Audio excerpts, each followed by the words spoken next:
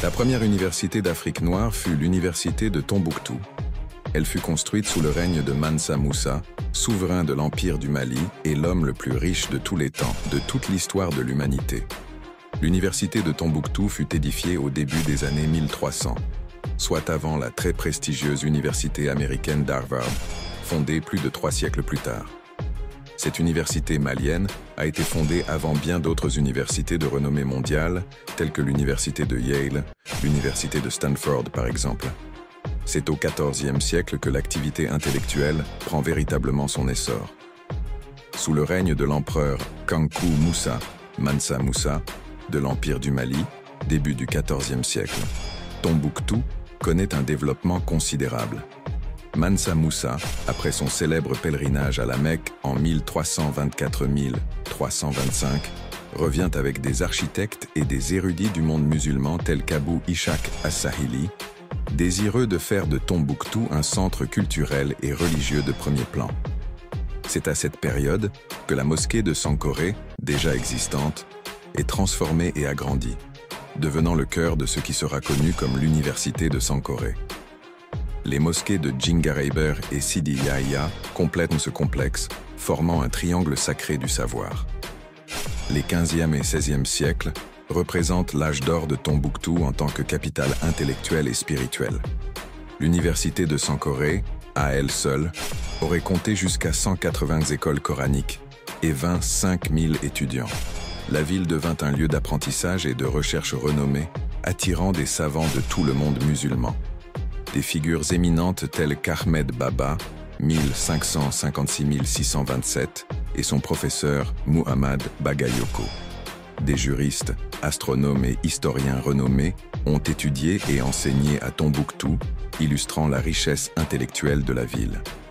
Le commerce du livre était florissant, Tombouctou étant un carrefour où s'échangeaient des milliers de manuscrits, certains venant même du Maghreb. Déclin et préservation, XVIIe siècle à aujourd'hui. À partir du XVIIe siècle, Tombouctou entame un lent déclin.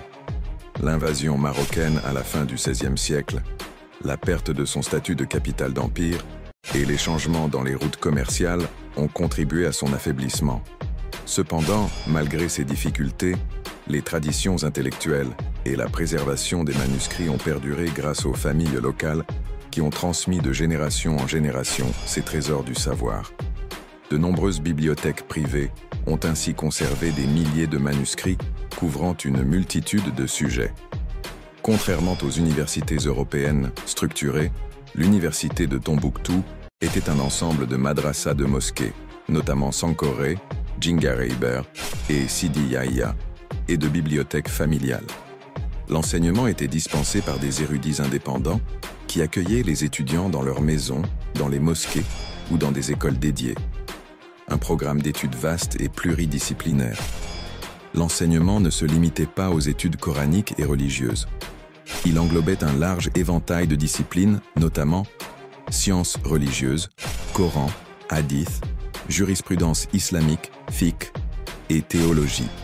Pour les sciences humaines, il y avait de la grammaire, de la littérature, de la rhétorique, de l'histoire ou encore de la philosophie.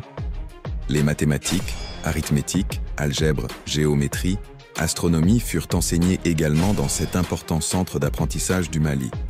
Autres domaines, médecine, éthique, géographie, même certains aspects de l'ingénierie et de la construction. L'importance des manuscrits, la ville était un centre majeur de production, de copie et de commerce de manuscrits. Des milliers de manuscrits ont été produits localement ou importés, constituant de vastes bibliothèques privées. Ces manuscrits, souvent enluminés, sont des sources inestimables sur l'histoire, la religion, la science et la culture africaines et islamiques. Le commerce du livre y était plus lucratif que celui de toute autre marchandise. Tombouctou joua un rôle crucial dans la propagation de l'islam en Afrique de l'Ouest. Les érudits formés à Tombouctou voyageaient et diffusaient les connaissances islamiques à travers la région, contribuant à l'islamisation et à l'éducation des populations locales. Un modèle d'éducation ouvert. L'éducation à Tombouctou était relativement ouverte, y compris aux femmes. Des récits suggèrent que des filles pouvaient également fréquenter les écoles. Le système de rétribution des professeurs, les alphas, était flexible, dépendant des dons en nature ou en espèces des élèves, ce qui permettait une certaine accessibilité à l'éducation. Un héritage immatériel précieux.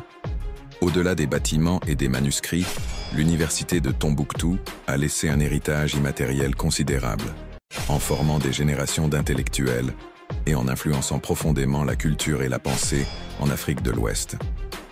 Elle incarne une vision pacifique, modérée et ouverte de l'islam, dont témoignent de nombreux manuscrits. L'université de Tombouctou représente un chapitre fascinant de l'histoire de l'éducation et du savoir, démontrant la vitalité intellectuelle des civilisations africaines et leur contribution significative au patrimoine mondial.